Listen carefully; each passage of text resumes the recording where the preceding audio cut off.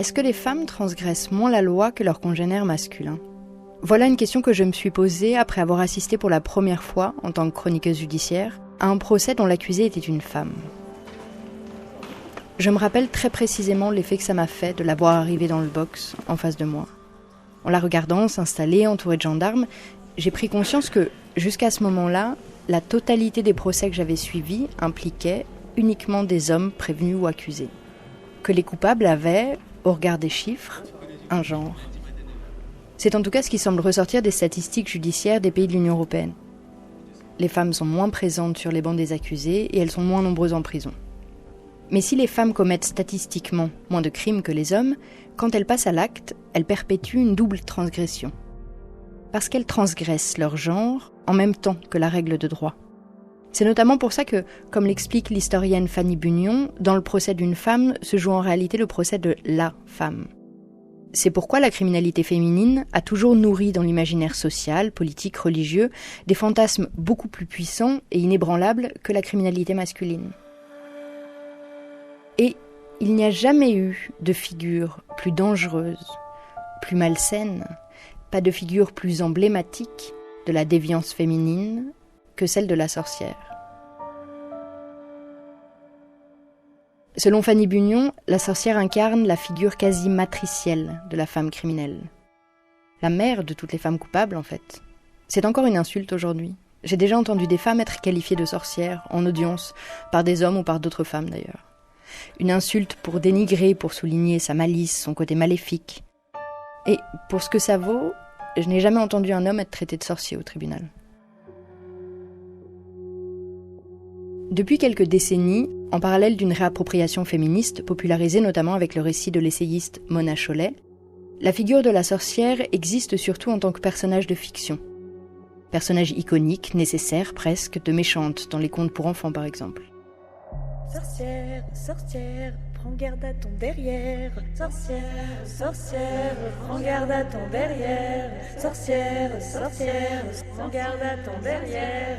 Sorcière, sorcière, sorcière, sorcière. Mais derrière la figure de la sorcière, il y a en réalité une multitude d'histoires individuelles, de réalités historiques. La persécution de dizaines de milliers de personnes a abouti en Europe à l'exécution d'au moins 70 000 individus, dont une très large majorité de femmes. À l'âge d'or de la chasse aux sorcières, c'est-à-dire fin XVIe, début XVIIe siècle, dans les régions les plus ambitieuses en la matière, on a décompté jusqu'à 25 bûchers par an, soit une exécution pour sorcellerie tous les 15 jours à peu près. Et pourtant, de combien de ces femmes connaissons-nous l'histoire ? Il y en a une dont l'histoire nous est parvenue. Vous aurez peut-être entendu parler d'Anna Göldi, connue pour avoir été l'une des dernières, si ce n'est pas la dernière sorcière d'Europe. Anna Göldi a été exécutée en 1781, en Suisse. Cette femme est donc morte bien après le XVIe ou le XVIIe siècle, bien après l'âge d'or de la chasse aux sorcières, justement. Son procès s'est tenu en plein siècle des Lumières, le siècle du savoir, de la philosophie, de la raison. Et c'est ça qu'on a retenu d'elle. Mais que sait-on de sa vie ? De ce qui s'est dit pendant son procès, de ce qui a conduit à sa condamnation.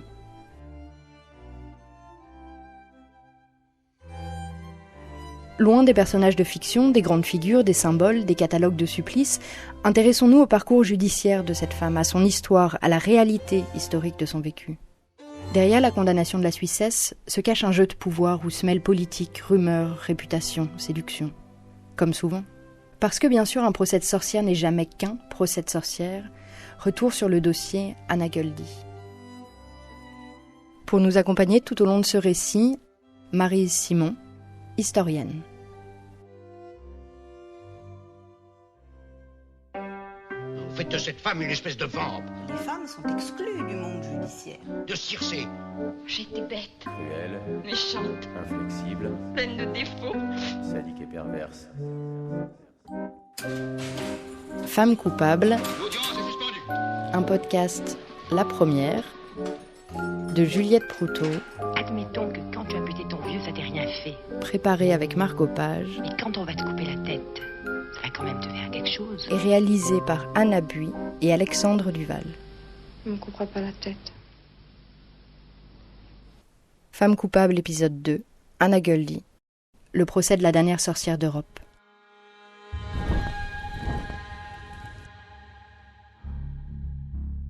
Le 21 mars 1782, au petit matin, une femme est extraite d'une petite cellule située au dernier étage de l'hôtel de ville de Glaris, un petit canton en Suisse niché au milieu des montagnes. Elle doit avoir la quarantaine, elle est plutôt grande, bien bâtie comme on dit, avec des cheveux très foncés et des yeux gris. Elle est très maigre et sur son visage il n'y a plus aucune couleur. Ses lèvres sont aussi pâles que sa peau. Des marques d'entrave sont visibles sur ses chevilles douloureusement incrustées. Elle n'a pas vu ni la lumière du jour ni senti l'air frais des sommets depuis longtemps, c'est évident. De Geôlier l'amène dans la salle du tribunal de la petite commune. 60 hommes exactement. À la regarder s'avancer, seule, nu-pied dans la pièce. C'est un procès à huis clos. Le public n'est pas admis. Et si tous les hommes présents désirent ardemment ce procès et son issue morbide, ils n'ont aucune envie d'en faire la publicité. C'est que ce genre de procès, c'est-à-dire un procès de sorcellerie, ça n'a plus trop la cote en Europe en cette fin de XVIIIe siècle. Depuis quelques décennies au moins, dans ce siècle des Lumières, la tendance est plutôt à la rationalisation, au cartésianisme. Les voisins français, allemands ou italiens, pourtant pas moins croyants, ont cessé depuis longtemps ce type de poursuite. Mais il faut bien qu'on se débarrasse d'elles. On n'est pas des fanatiques dans la région, surtout parmi eux, parmi les élites, mais bien, chaque problème sa solution. Et depuis quelques semaines, des mois en réalité, à Glaris, ce problème s'appelle Anna Goeldi. Installée à la barre devant eux, elle s'apprête à répondre à son premier interrogatoire. La cour est présidée par le trésorier du conseil, Jost Eist, et par le bailli, c'est-à-dire le représentant du canton, l'équivalent du bourgmestre un petit peu, le bailli Altmann. Ils feront office de juge dans cette affaire. Il y a aussi un greffier, il s'appelle Johann Melchior Kubli, et il est chargé de noter tout ce qui va se dire pendant les audiences. Il est installé sur le côté et il a l'air un peu mal à l'aise. Peut-être baisse-t-il les yeux au moment où les charges contre la jeune femme sont énoncées. Anna Goeldi, vous êtes accusée d'avoir commis un acte monstrueux sur la personne d'une enfant innocente de 8 ans, en lui faisant absorber par des voies mystérieuses, des moyens secrets, une quantité d'épingles, d'aiguilles et autres objets. Reconnaissez-vous les faits qui vous sont reprochés ? Non, je suis innocente, leur répond-elle. Cette femme, elle s'appelle Anna Goeldi. Elle a 48 ans, elle travaille en tant que domestique depuis ses 14 ans. Elle ne sait pas lire, pas écrire, elle n'a pas de famille. Et elle est accusée d'avoir pactisé avec le diable. Séquence 1. Mais c'est quoi une sorcière déjà ?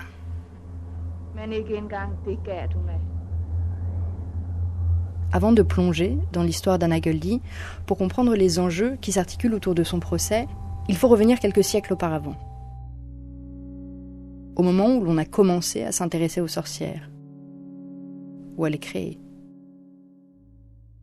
La sorcière est une figure créée par plusieurs étapes. Maryse Simon, historienne. Et qui a des racines dans la mythologie, dans les références bibliques.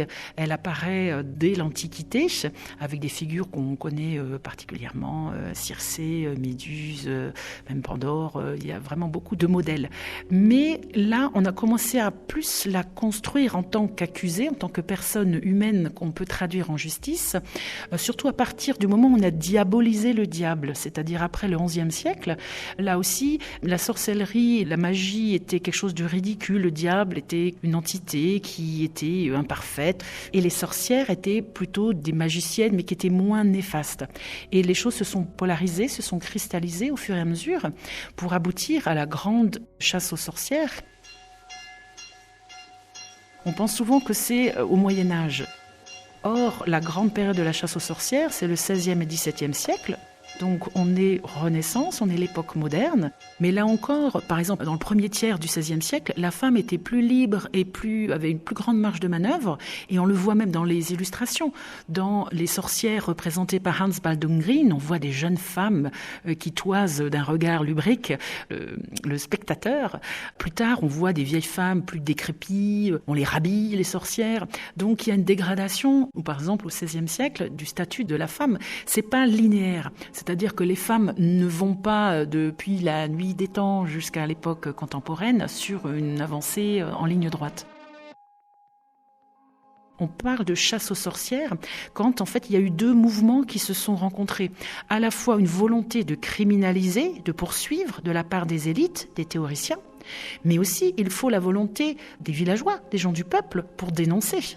puisqu'on dénonce quelqu'un qui risque d'être brûlé vif sur un bûcher. Et là, envoyer à cette mort atroce votre voisine, peut-être la marraine de votre petit dernier qui vous a dépanné quand vous n'avez plus de pain, ou qui peut-être vous a sauvé quand votre mari vous avait battu, c'est pas anodin. La sorcière, elle fait partie de la communauté. On ne peut pas la déceler, ça ne se lit pas sur son visage. Et donc, c'est le crime caché à l'intérieur même de la communauté. Et donc, pour la démasquer, la dénonciation est très importante. Et cette dimension de dénonciation, d'adhésion de la part des villageois est nécessaire pour qu'il y ait cette flambée des bûchers à l'époque moderne. En effet, si les procès en sorcellerie ont commencé au Moyen-Âge, c'est donc à la Renaissance puis à l'époque moderne que se situe l'âge d'or de la chasse aux sorcières. Et ce n'est pas un hasard si cette époque correspond à celle de l'essor de l'imprimerie. Parce que c'est dans les livres que la répression va puiser sa source. Si les tout premiers ouvrages de démonologie remontent au XIVe siècle, c'est avec l'impression à grande échelle d'écrits puis d'illustrations de gravures que la criminalisation des sorcières se diffuse et s'intensifie.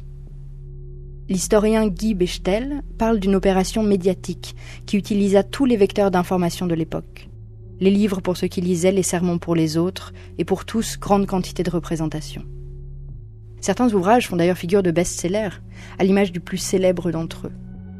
Le Malleus Maleficarum, ou le marteau des sorcières en français.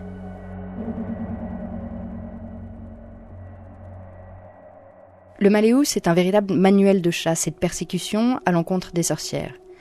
Il a été écrit par 2 inquisiteurs dominicains en 1486 et sera réédité une 20aine de fois, pour un total de près de 30 000 exemplaires. C'est énorme pour l'époque. Et comme le rappelle l'essayiste Mona Chollet, le marteau des sorcières entretient une hallucination collective en accréditant l'idée d'une menace imminente qui exige l'emploi de moyens exceptionnels. Et cet ouvrage, parce qu'il sera ensuite copié, plagié, parce qu'il va essaimer dans toute l'Europe, eh bien, il va avoir des conséquences directes très concrètes sur la criminalisation des sorcières. Ainsi, comme le souligne Guy Bechtel, dans tous les procès, les juges vont s'en servir. Ils vont poser les questions du Malleus et entendre les réponses du Malleus. Et c'est le Malleus toujours qui va aussi participer à orienter l'Inquisition, la chasse, vers les femmes sorcières. Parce que, selon le livre, les sorciers sont peu de choses. Il y a des hommes qui ont été accusés de sorcellerie. On évalue entre 20 et 30% le pourcentage d'accusations à l'encontre de sorciers. Mais même si certaines régions, comme la Normandie par exemple, a regroupé davantage de sorciers que de sorcières, c'est sur les femmes que le phénomène de chasse s'est concentré.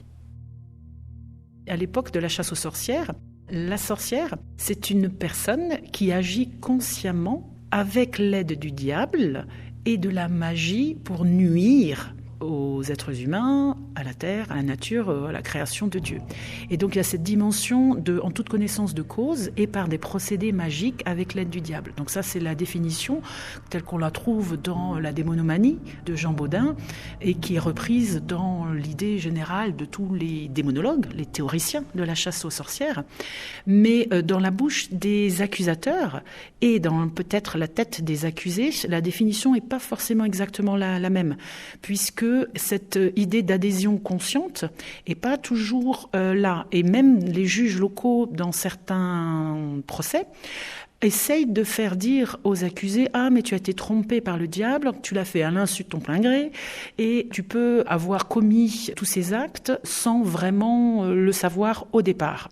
On parle des sorcières plutôt que de sorciers, puisque c'est un crime qui est plutôt féminin, et déjà dans la tête des théoriciens et de la sorcellerie, de la démonologie, parce que la femme est considérée comme étant beaucoup plus imparfaite, beaucoup moins forte, et donc plus encline au péché, à la luxure qu'on peut corrompre, qui a beaucoup de défauts, et donc que le diable peut utiliser pour séduire ses victimes et les amener à lui.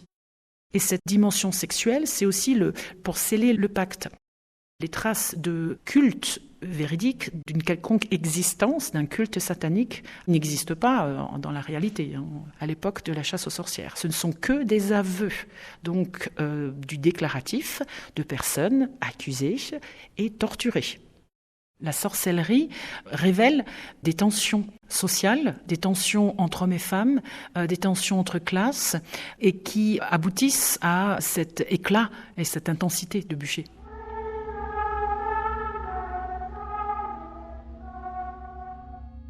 Cette répression meurtrière va se calmer progressivement à partir de la fin du XVIIe siècle. Il y a plusieurs raisons à cela, notamment avec les balbutiements des Lumières, ce mouvement philosophique dont l'ambition sera de combattre l'ignorance par la diffusion du savoir. La montée d'un discours aussi sceptique vis-à-vis de la sorcellerie, puisqu'il y a quand même des personnes qui ont pris la défense des sorcières. On pense à Johannes Weyer, Jean Vire, qui était donc un médecin. Lui disait que c'était des femmes, des pauvres femmes, des vieilles, des hystériques, qu'il fallait pas poursuivre, il fallait plutôt avoir pitié d'elles. Mais il croyait en la sorcellerie, mais il pensait que les femmes accusées de sorcellerie, évidemment, n'étaient pas, elles étaient plutôt des sottes, et qu'on devait les laisser tranquilles. Mais la croyance en la sorcellerie était quand même importante. Bien sûr, les Lumières n'ont pas éclairé tous les esprits immédiatement. Les croyances restaient actives, si on veut, mais dans le paysage judiciaire, on ne pouvait plus poursuivre et condamner et exécuter. Mais ça n'a pas annihilé, puisque justement le cas d'Anna Göldi montre bien que même dans les années 1780, on peut avoir une accusation qui est assez typique d'un procès de sorcellerie, et que les croyances sont encore partagées par un certain nombre de personnes. Anna Göldi est née en 1734. Bien longtemps donc après l'Inquisition contre les sorcières. Mais des croyances persistent dans ce petit coin de Suisse. Et puis, le procès d'Anna, c'est autant une affaire de sorcellerie que de réputation, de politique. La situation dans laquelle elle se trouve, face à ses juges et à sa mort prochaine, eh bien, elle est moins liée à la sorcellerie qu'à ce qu'elle a vécu, au choix qu'elle n'a pas eu dans la société qui était la sienne. Séquence 2. Devenir sorcière, Anna Göldi et l'autre siècle des Lumières. Anna Göldi est donc née en 1734, le 24 octobre exactement, dans le district ou le bailliage, comme on disait alors, le bailliage de Saxe. C'est au nord-est de la Suisse, pas très loin de Zurich. D'ailleurs, c'est le patriciat et le conseil de Zurich, composé des plus importantes familles protestantes qui gouvernent cette région.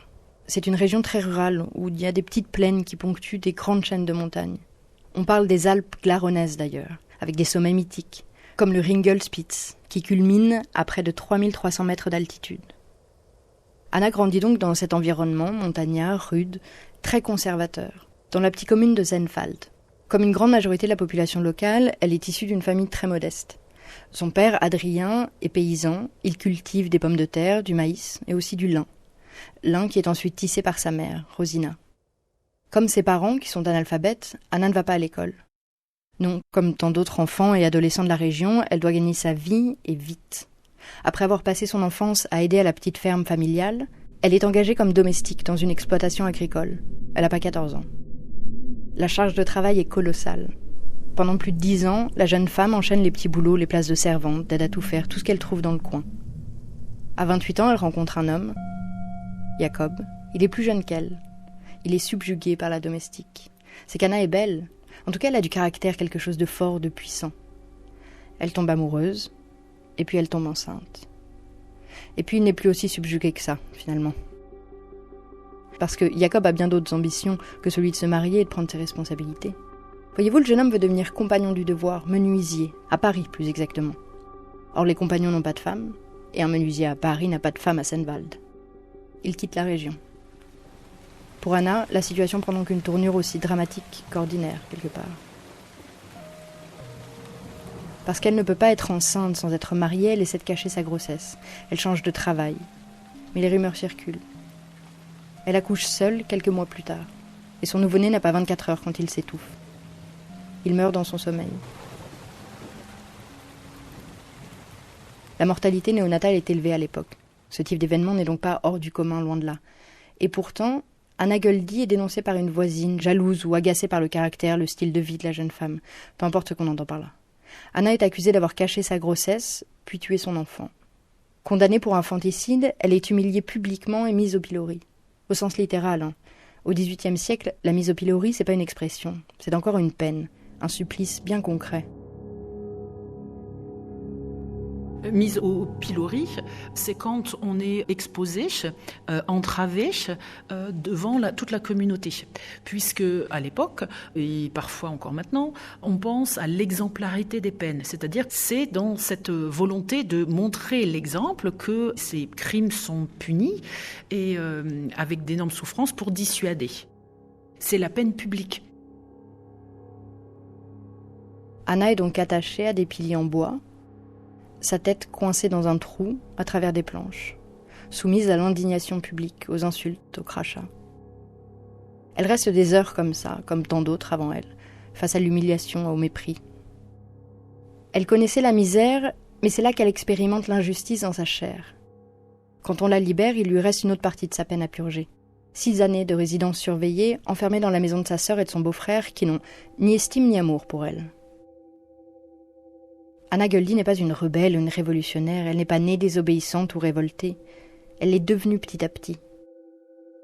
Ainsi, au bout de 3 ans, enfermée chez sa sœur, à subir le mépris, les calomnies, elle décide que c'en est assez. Elle se dit peut-être qu'elle a assez payé pour un crime qu'elle dit ne pas avoir commis. Elle se dit peut-être qu'elle a le droit d'avoir une vie à elle. En tout cas, elle s'enfuit.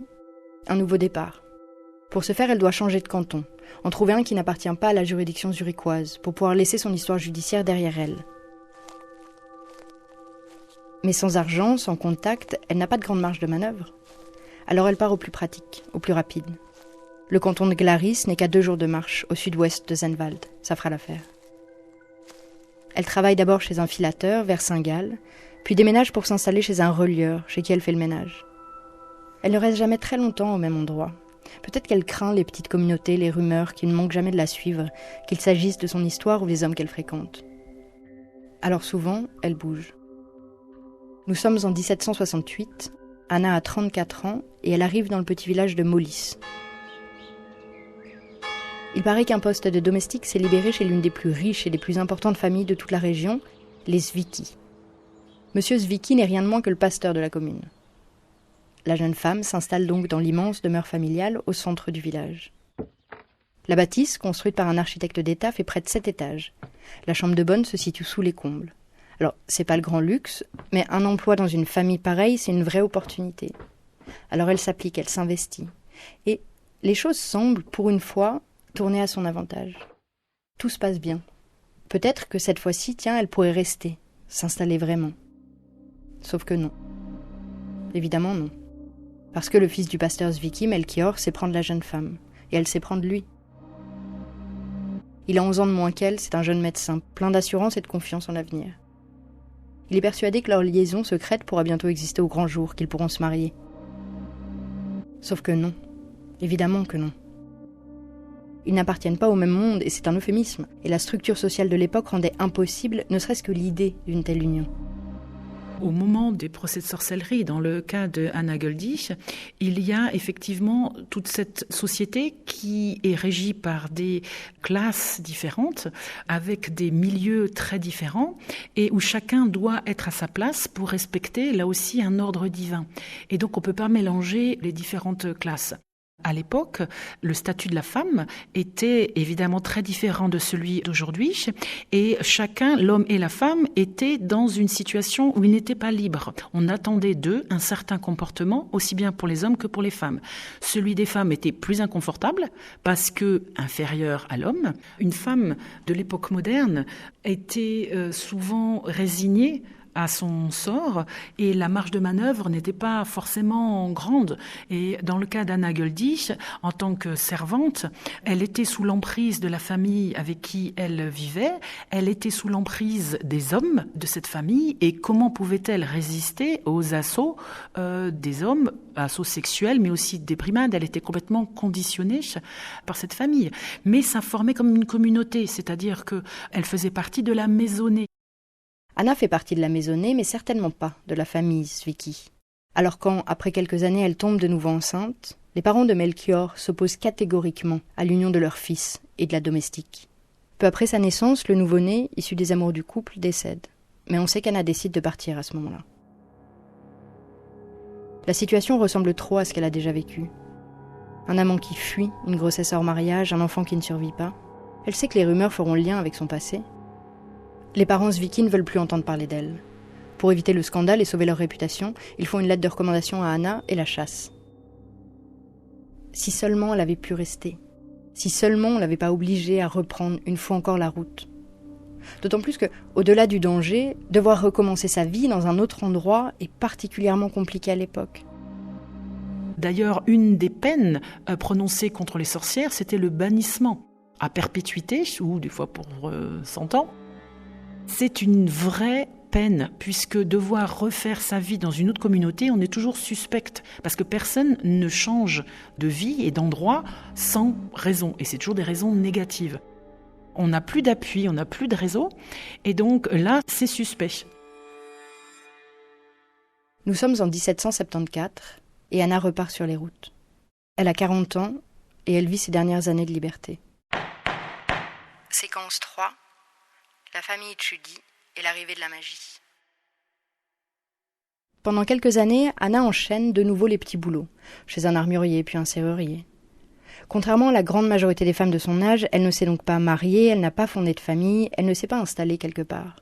Elle ne s'est pas ancrée, rattachée à une communauté, dans une communauté. Elle a 46 ans quand elle apprend par Rudolf Steinmüller, le ferrailleur du coin, qu'un poste de gouvernante est à pourvoir dans une famille de la commune de Glaris, au centre du canton du même nom. 46 ans, c'est plus tout jeune. Et peut-être qu'elle commence à être fatiguée de toujours être de passage. Peut-être que travailler dans une famille, quand on n'en a pas, ça peut donner l'impression d'appartenir à quelque chose. Elle se présente donc en septembre 1780 devant la porte des Tschudi. Il faut bien comprendre que les Tschudi, ce n'est pas n'importe quelle famille. Ils ne sont pas aussi importants que sa famille précédente, les Zwicky, mais quand même. Le père, Johann Jakob Tschudi, est un notable influent de la communauté. À un peu plus de 30 ans, il est médecin, mais aussi magistrat dans la politique de sa commune. Sa femme, Elisabeth, elle est connue pour être très exigeante et pas très chaleureuse. Elle fait encore porter la coiffe à tous ses domestiques. Le couple a 5 enfants. Quand Anna se présente devant les Tschudi pour le poste, c'est Elisabeth qui la reçoit. Et la maîtresse de maison n'éprouve aucune sympathie pour Anna. Elle lui trouve un drôle d'air. Comme si Anna dégageait quelque chose de particulier, un mélange d'audace et de mystère. Je la connais cette fille ? Il paraît qu'elle n'est pas mariée. J'ai entendu parler d'une histoire à Molis. Elle a un regard. Mais pour qui elle se prend celle-là ? On dirait qu'elle vaut mieux que nous. D'ordinaire, Elisabeth n'aurait pas embauché une femme comme Anna, qu'elle méprise et qu'elle craint, d'une certaine façon. Mais voilà, l'ancienne bonne a claqué la porte du jour au lendemain et avec 5 enfants, c'est intenable. Et puis surtout, Anna Goldie arrive avec une lettre de recommandation de l'une des plus grandes familles de la région, les Zwicky. Et récupérer la domestique des Zwicky, ça fait chic pour Elisabeth. Alors Anna est embauchée.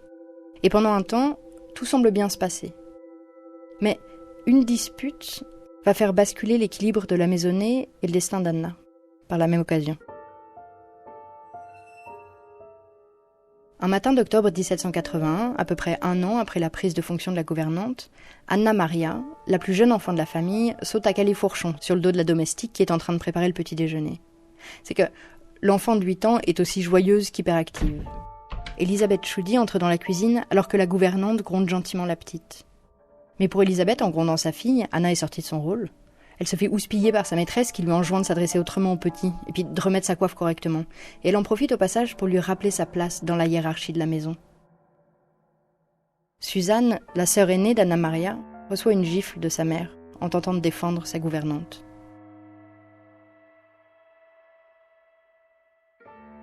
Quelques jours après cet incident, au matin du mardi 19 octobre 1781, alors que tout le monde prend calmement son petit déjeuner, la petite Anna Maria se met à crier. Au fond de son bol de café au lait se trouve une aiguille qu'elle a manqué d'avaler. Tous les regards se tournent vers la domestique, en charge de la préparation des cafés, qui se défend de toute responsabilité dans cet incident. Le lendemain, alors qu'une nouvelle épingle est retrouvée dans le bol de l'enfant, Anna est convoquée par Madame et Monsieur Tschudi, qui l'accusent de négligence, la menace de renvoi. La gouvernante, qui décrit en détail la préparation du petit déjeuner, est incapable d'expliquer comment un tel accident a pu se produire. Mais la situation se poursuit et chaque jour, une aiguille est retrouvée, toujours à destination de la jeune enfant. Une fois dans le bol ou dans le verre ou dans un bout de pain, les Tschudi deviennent paranoïaques. On veut leur nuire, c'est certain. Le coupable est rapidement désigné. Enfin, la coupable. Qui d'autre que la bonne, après tout ? Et puis on la connaît pas vraiment. D'où est-ce qu'elle vient ? Pourquoi n'a-t-elle pas de famille ? Elle est bizarre, je l'ai jamais sentie cette fille. Je l'ai jamais sentie. Moi non plus, elle a la malice dans le sang. Oui, puis les aiguilles, les épingles, c'est pas normal. Un signe du malin, moi je vous dis. Elle a la malice dans le sang. Moi non plus, cette fille. Bah non, les aiguilles. Pourquoi est-ce qu'elle a pas de famille ?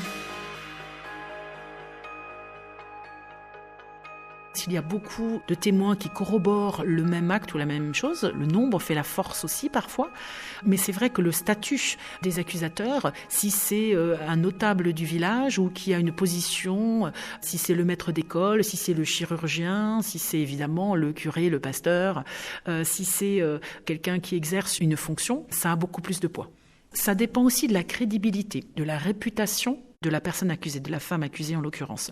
Ça peut être une femme de condition modeste, mais si elle donne l'image de quelqu'un de particulièrement pieuse, qui n'a eu aucune histoire avec ses voisins, sa parole aura aussi un certain poids. Et Anna, malgré le fait qu'elle n'ait jamais rien eu à se reprocher à Glaris, eh bien elle n'a pas une bonne réputation. Alors sans davantage d'enquête que la rumeur qui circule, et en dépit de ses protestations, Johann Tschudi renvoie Anna Goldie, le 25 octobre 1781. Siècle des Lumières ou pas, les croyances sont encore bien ancrées dans ce coin d'Europe. Il y a des croyances, la magie existe. Alors à l'époque moderne, il y a très peu d'athées, donc tout le monde croit en Dieu et tout le monde croit au diable. Et Dieu et le diable utilisent la magie. Et donc la magie, c'est une composante du monde dans lequel ils vivent pour eux. Et donc c'est pas quelque chose c'est extraordinaire, mais c'est quelque chose d'admis. Et on a peu accès aux mentalités puisque peu ont donné leur avis sur ces croyances-là. C'est très compliqué. Il y a quelques cas de personnes qui ont raconté comment ils voyaient le monde, leurs croyances, qui expliquaient les choses, mais c'est absolument exceptionnel. Et l'ensemble des gens se raccrochaient à un univers mental qui leur était donné et pour lequel ils n'avaient pas beaucoup de choix. Donc ils devaient adhérer aux croyances de l'époque. Et donc ils pensaient à la magie et ils pensaient au mode opérant. On ne s'explique pas tout par la science. Et encore aujourd'hui, on n'explique pas tout encore par la science. Et donc la magie est une explication. Et les faits qui nous paraissent aujourd'hui complètement aberrants ne l'étaient pas pour l'époque. Et inversement, des choses qui nous paraissent, nous, normales, étaient considérées comme parfaitement exceptionnelles à l'époque.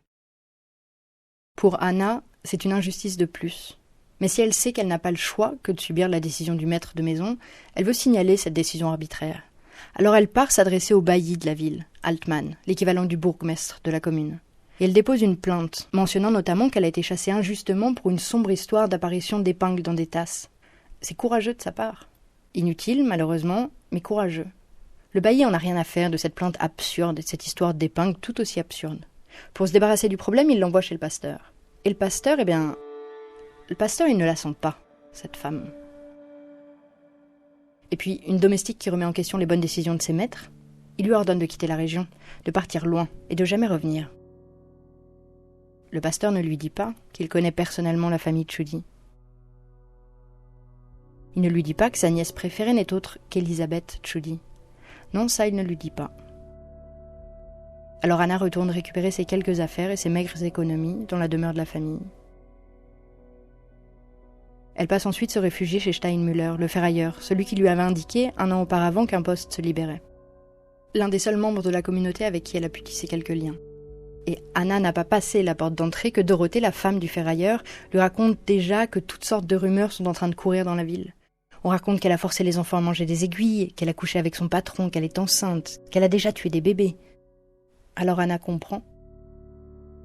Entre son passé et les nouvelles rumeurs, elle sait qu'elle ne peut plus rester à Glaris. Alors elle prend son baluchon et elle s'enfuit. Séquence 4, les aiguilles de la sorcière. L'affaire en serait peut-être restée là si la petite Anna-Maria ne s'était pas mise à vomir des aiguilles. Parce qu'en effet, quelques jours après le départ de la domestique, un cri strident retentit dans la maison des Tschudi. La famille accourt auprès de l'enfant qui est en train d'hurler. Anna-Maria est en train de vomir un mélange de glaire et de sang. On raconte que des aiguilles sont recrachées par la petite. Cette scène, qui affole la famille et le village, se reproduit presque tous les jours. L'état de l'enfant se dégrade. Elle a des convulsions, de la fièvre et des accès de délire. Les muscles de sa jambe gauche répondent de moins en moins. Son pied est paralysé. Et chaque jour, on dit qu'elle vomit de nouvelles épingles. Le pasteur, l'oncle d'Elisabeth, vient tous les jours pour noter ce qui se passe. Le 18 novembre, 3 épingles avec de la bile et du sang. Les jours suivants, 3 fils de fer dans des glaires. Les jours d'après, 2 aiguilles, etc., etc. Et pour le père d'Anna Maria, la situation est particulièrement délicate. Johann Tschudi est médecin. Il est censé savoir soigner, guérir. C'est donc sa réputation en plus de sa fille qu'il risque de perdre. Il tente tout ce qu'il connaît, mais rien ne marche. Il faut pourtant qu'il y ait une cause à ces terribles maux. Alors on commence à chercher ailleurs. Et vite, et très vite, une réponse apparaît. Elle s'appelle Anna Göldi et c'est sûr. Elle a acheté un sort à cet enfant. On a pas mal d'exemples dans les archives de sorts envoyés par les sorcières et qui rendent malades des enfants ou des adultes et qui pourraient vomir des épingles, du fil et beaucoup de choses, même des fois des insectes, des choses comme ça. C'est quelque chose qui est assez répandu. Mais là encore, c'est difficile dans le cas d'Anna Göldi. Il n'y a eu aucune preuve, pas de témoin à ces scènes, à part la famille. Évidemment, c'est très difficile de vomir des clous ou des épingles. Mais c'est aussi le ventre. On est dans le ventre et on essaye d'expulser du ventre des choses qui sont extrêmement malfaisante. Donc là encore, il y a une part de symbole et une part aussi, c'est-à-dire que les problèmes de ventre, d'estomac, de digestion, de carence, de problèmes étaient une vraie réalité à l'époque. Johann, Elisabeth, le pasteur, ils en sont tous certains. C'est Anna Göldi qui a ensorcelé Anna Maria. C'est elle. C'est la sorcière.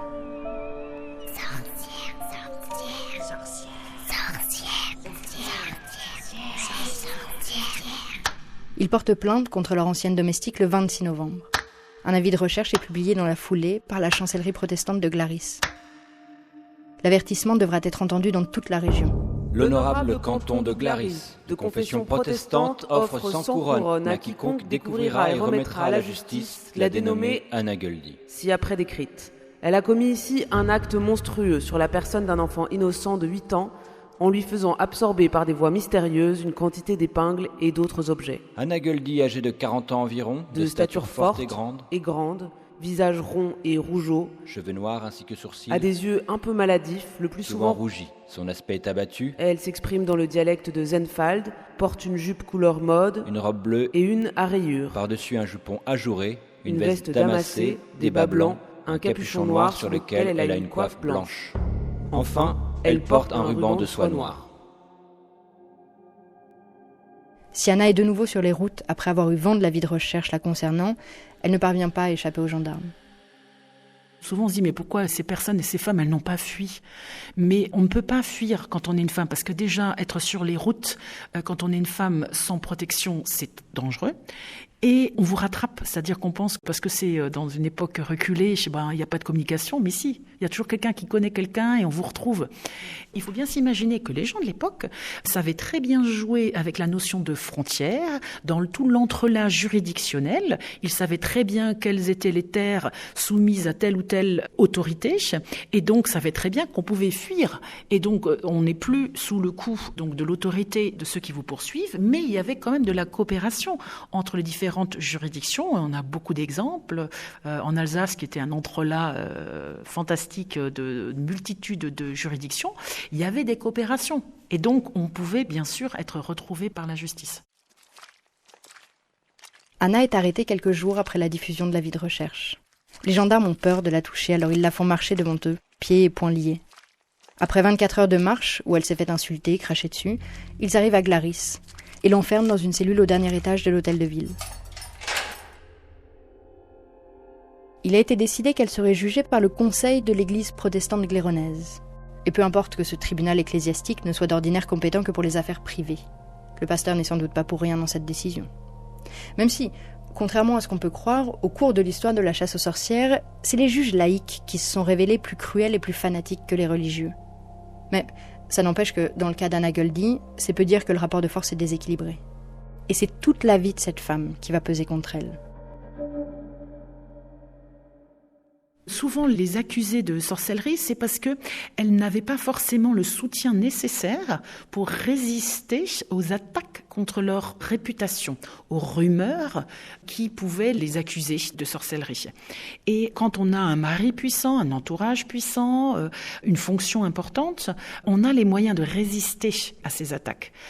Il y a des dénonciations en boule de neige qui attaquent un peu n'importe comment. Des fois, on ne trouve pas trop... C'est que les réseaux sociaux de l'époque, donc on dénonce celles qu'on connaît. C'est vraiment, je répète, quelque chose, un crime à l'intérieur même d'une communauté. Donc c'est quelque chose d'intérieur. En plus, en tant que servante, on est souvent dans un autre village, dans une autre ville. Et donc on n'a pas ses appuis familiaux et son réseau habituel. Et donc là aussi, on est beaucoup moins fort, beaucoup moins forte. Et ça peut être beaucoup plus compliqué. Cette capacité à contrecarrer des dénonciations, ça tient à l'entourage, au réseau, mais aussi parfois à certaines vagues au moment opportun. Et donc, quand on pourchasse, quand on cherche, on peut trouver bien sûr plus facilement. Et dans le dossier Anna Goldie, le moment semblait particulièrement opportun. Elle est enfermée et au bout de 15 jours, un exorciste appelé en renfort vient la rencontrer. Il lui explique les deux choix qui s'offrent à elle.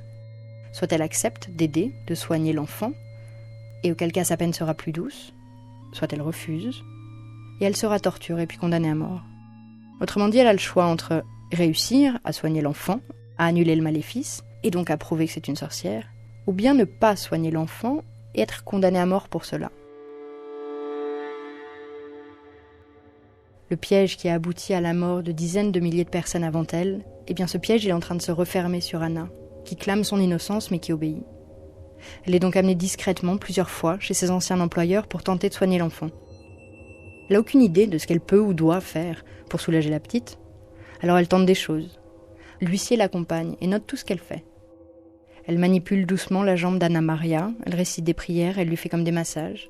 Et au bout de quelques rencontres, la fille Tschudi retrouve l'usage de sa jambe paralysée, comme par magie.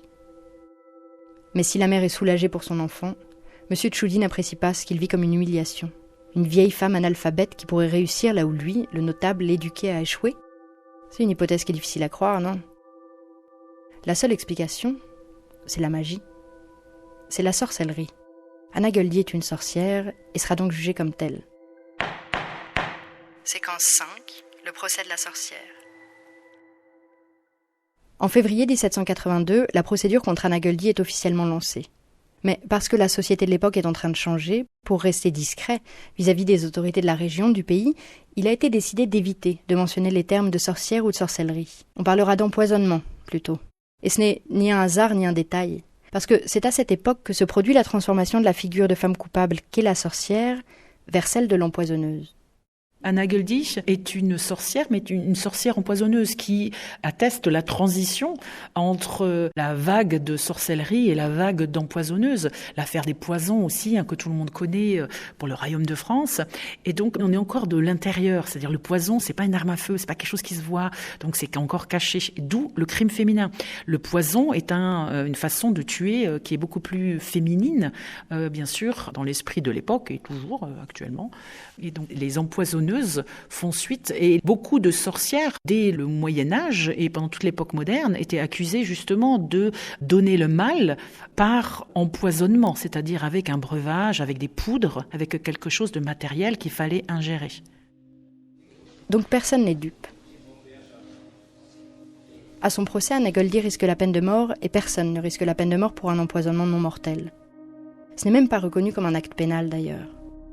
Mais pourquoi tant d'insistance pour mettre en place un faux procès pour empoisonnement, qui est en réalité un procès pour sorcellerie mais qui ne peut pas dire son nom, tout ça pour obtenir la tête d'une accusée qui ne vient pas de la commune et qui en était d'ailleurs déjà repartie ? Peut-être parce que la sorcellerie n'est pas son seul crime. Peut-être qu'il y a une autre raison qui pousse M. Tschudi à exiger de toutes ses forces de notable le jugement et l'exécution d'Anna. Quelque chose de beaucoup moins mystérieux qu'un ensorcellement, de beaucoup plus ordinaire, à l'époque comme aujourd'hui. Vous vous rappelez, après avoir été renvoyée des Tschudi, Anna est allée voir le bailli Altman pour porter plainte. Elle contestait les motifs de son renvoi, mais pas que. Il s'avère que, dans cette plainte, elle raconte le harcèlement sexuel, les agressions dont elle a été victime de la part du maître de maison, Johann Jakob Tschudi. Rendue publique, cette liaison aurait représenté la mort sociale et professionnelle du médecin. Il n'aurait pas été inquiété par la justice, non. Son statut l'aurait probablement protégé. Mais sa réputation, elle aurait été ravagée. Alors Johann Tschudi insiste. Il fait jouer ses réseaux auprès du bailli, auprès de ceux de son beau-frère, le pasteur. Anna Goldie doit être jugée, punie et exécutée. Elle doit disparaître. Le 27 mars 1782, l'interrogatoire d'Anna débute. Elle nie avoir voulu empoisonner ou ensorceler l'enfant. Et puisqu'elle nie, les juges passent à la question. Pour prouver, il n'y a que les aveux. Et donc, il faut avouer. D'où la résistance et l'emploi nécessaire pour le système judiciaire de l'époque de la torture, puisque comme il suffit de dénier toute implication pour, théoriquement, pas être inquiété. Et donc, il faut extirper la vérité de la bouche des accusés. Les méthodes de torture ne sont pas les mêmes partout. Les instruments de torture, les brodequins pour écraser, par exemple, le bout des doigts, les strapades ou l'échelle pour disloquer les membres, les épaules et tirer complètement. Donc ça dépend de la juridiction, ce qui est autorisé ou pas. Mais c'est toujours très encadré. La torture est extrêmement encadrée. C'est souvent par tranche, par exemple, de 15 minutes, 3 fois maximum. Et il y a normalement la présence d'un chirurgien ou de quelqu'un qui vérifie que vous ne saignez pas. Donc on n'a pas le droit de vous saigner. Et surtout, il ne faut pas vous faire mourir. Mais ça, c'est le cadre théorique. Et donc, il y a beaucoup d'exemples dans les procédures où les autorités locales outrepassent ces directives, donc torturent et beaucoup plus sévèrement, avec plus de séances, plus longtemps, et des accusés meurent en prison. Et là, parfois, on dit c'est le diable qui est venu tabasser la sorcière et qui l'a fait mourir en prison, parce qu'il ne voulait pas qu'elle avoue, pour dédouaner le bourreau et le système judiciaire, le tribunal en question. Pour l'essayiste Mona Chollet, c'est l'accumulation des discours de haine et une hostilité devenue obsessionnelle qui ont justifié le passage à la violence physique qui est dès lors perçue comme une légitime défense du corps social. Dans le cas d'Anna Goldie, cette violence physique sera ordonnée par le conseil de l'église protestante claronnaise. Elle prendra la forme de plusieurs actes de torture. Anna est d'abord suspendue par les pouces en haut d'une échelle. Elle est nue, ses chevilles sont lestées de poids. Elle sera ensuite brûlée par une pince chauffée à blanc. Elle avoue tout ce qu'on veut qu'elle confesse. Oui, elle a agi sur ordre du diable. Oui, elle a passé un pacte avec lui. Oui, elle a jeté un sort à l'enfant via des petites graines jaunes et blanches qu'elle a introduites dans un biscuit. Oui, elle a été aidée dans son entreprise. Oui, elle veut dénoncer d'autres suppôts du malin, comme Rudolf Steinmüller par exemple. Steinmüller. Arrêté puis torturé, le ferrailleur sera retrouvé pendu dans sa cellule quelques jours plus tard. Il sera dit à sa femme, Dorothée, que le diable est venu le chercher pour lui éviter l'humiliation d'avoir été découvert. Tout se déroule exactement comme à l'âge d'or des procès pour sorcellerie. Sauf que, encore une fois, l'époque n'est plus la même. Le 19 avril 1782, le pasteur de la commune, l'oncle d'Élisabeth Schully, reçoit un courrier du chef suprême de l'Église réformée, qui a eu vent du procès, et qui refuse que les territoires sous son autorité se lancent à nouveau dans une chasse aux sorcières. Il ne veut pas que son église soit entachée par des pratiques d'un autre temps. Et puis, il est rappelé que le conseil de l'église protestante n'a ni légitimité ni autorité en la matière. Le pasteur est humilié. Sa colère à l'égard de l'accusé n'en sera que plus grande. Après 17 semaines et 4 jours de détention et de torture, Anna Goldie est condamnée à mort. Vous avez été reconnu coupable au cours d'interrogatoires avec et sans contrainte. Vous avez reconnu dans l'intention très méchante et avouée de la rendre infirme. Le conseil vous juge au titre d'empoisonneuse, vous condamne à être conduite sur la place publique de Glaris, où vous serez exécutée au moyen de l'épée. Votre corps sera enfoui sous l'échafaud. Elle est décapitée dans la foulée. Son corps sera enterré sur le lieu de l'exécution, sans inscription aucune.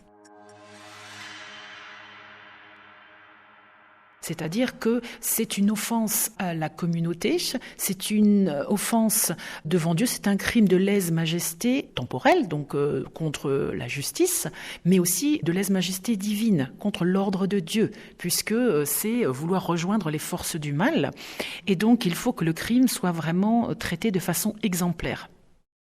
La façon d'exécuter les sorcières, on pense toujours évidemment au bûcher, puisque c'était la méthode d'exécution qui était prônée par les autorités pour en fait annihiler complètement ce mal, pour que en brûlant il reste plus de molécules, enfin que vraiment ce soit éradiqué dans les tréfonds de la matière. On brûlait aussi souvent l'acte des procès avec le cas pour que tout disparaisse. Mais certaines sorcières étaient décapitées, comme Anna Guldich. Là, c'est aussi un adoucissement de la peine. Décapiter, théoriquement, c'est en un geste, et c'est beaucoup moins douloureux que de mourir brûlée vive sur un brasier. Dans certains cas, on pouvait acheter le bourreau pour donner une chemise imprégnée de soufre à la sorcière pour qu'elle flambe plus vite et donc qu'elle meure plus vite avec moins de souffrance. On pouvait être étranglé avant d'être brûlé. C'est-à-dire que dans certains procès, si on a bien dénoncé, si on a bien coopéré, on vous fera la grâce de vous étrangler après vous avoir fait sentir quelque peu l'ardeur du feu, comme une sorte de clémence. Si l'accusé a échappé au bûcher, c'est aussi parce que les juges avaient envie d'en finir discrètement avec cette affaire. Et décapiter quelqu'un, c'est plus rapide, c'est plus efficace que de le faire brûler. Mais les efforts des autorités de Glaris pour étouffer le procès sont vains. Puisque, moins de 2 mois après l'exécution d'Anna Göldi, 2 journalistes allemands s'intéressent au dossier.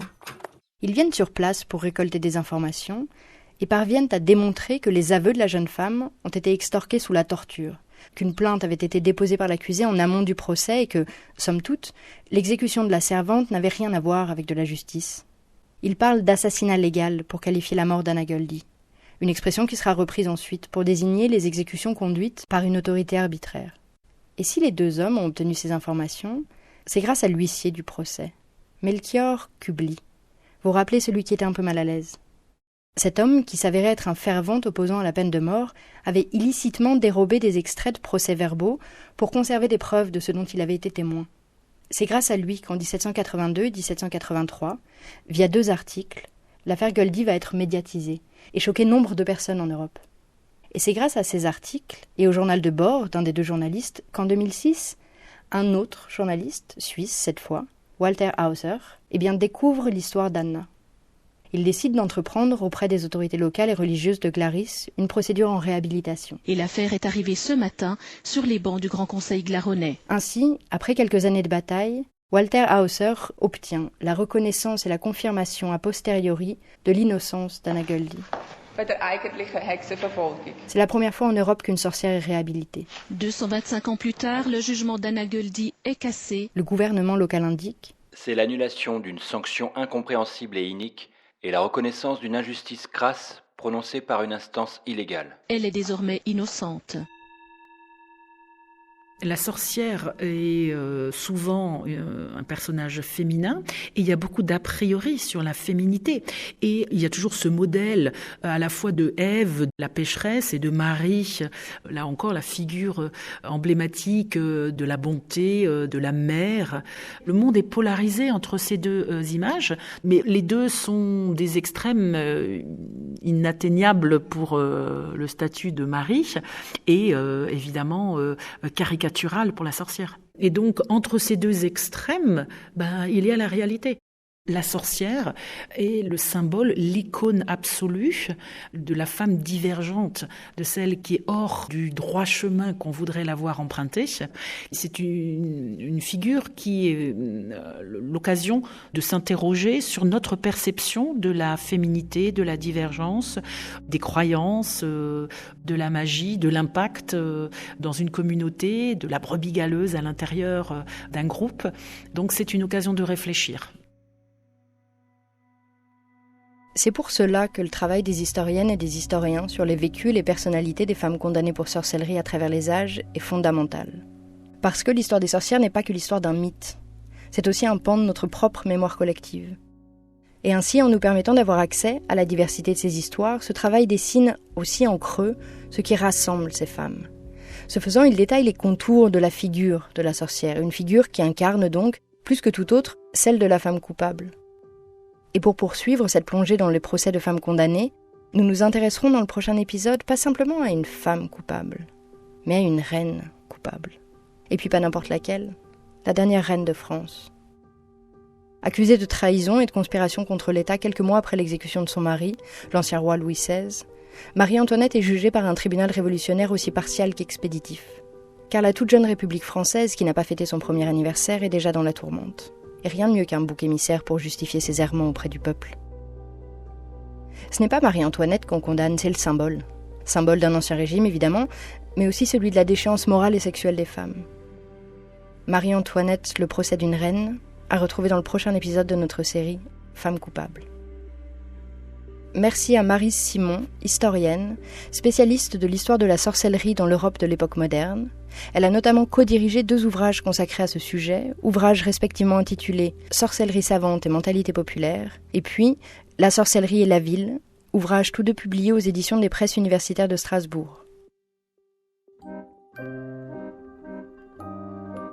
Femmes coupables, un podcast La Première de Juliette Proutot, préparé avec Margot Page et réalisé par Anna Bui et Alexandre Duval. Tous les épisodes de la série Femmes coupables consacrés au grand procès de femmes sont disponibles sur la page podcast du site lapremière.be ou sur Ovio.